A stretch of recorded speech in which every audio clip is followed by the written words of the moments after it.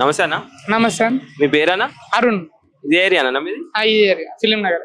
మనకి ఇప్పుడు ఎలక్షన్స్ రాబోతున్నాయి కదన్న, ఏ పార్టీకి వెళ్ళబోతున్నారు? కాంగ్రెస్ అని అనుకుంటున్నాం. అదే నవీన్ యాదవ్ అని అనుకుంటున్నాం. కాంగ్రెస్ నుంచి. అంటే ఇంతకుముందు బీఆర్ఎస్ ఉంది కదా, మరి ఇక్కడ బీఆర్ఎస్ రాదా మళ్ళీ?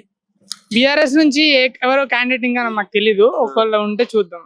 ఫస్ట్ అయితే నవీన్ యాదవ్ అని అనుకుంటున్నాం. అంటే ఇప్పుడు ఎలక్షన్స్ లలో చదువుకున్న నాయకులు ఉంటే బాగుంటుందా, లేకపోతే చదువుని నాయకులు పాలిస్తే బాగుంటుందా? చదువుకున్న వాళ్ళు, ఎడ్యుకేటెడ్ వాళ్ళే కరెక్ట్ అండి. కొత్తగా మన ఇప్పుడు మళ్ళా ఏమంటారు, మన జూబ్లీహిల్స్ కాన్స్టిట్యున్సీలో సల్మాన్ ఖాన్ అనే పేరు వినిపిస్తుంది, ఇండిపెండెంట్ క్యాండిడేట్. విన్నారా మీరు ఏమన్నా? ఏమో మాకు తెలియదు అని. ఎవరు హెచ్వైసీ సల్మాన్ ఖాన్ ఏమో పేరు తెలియదు ఇప్పటివరకు.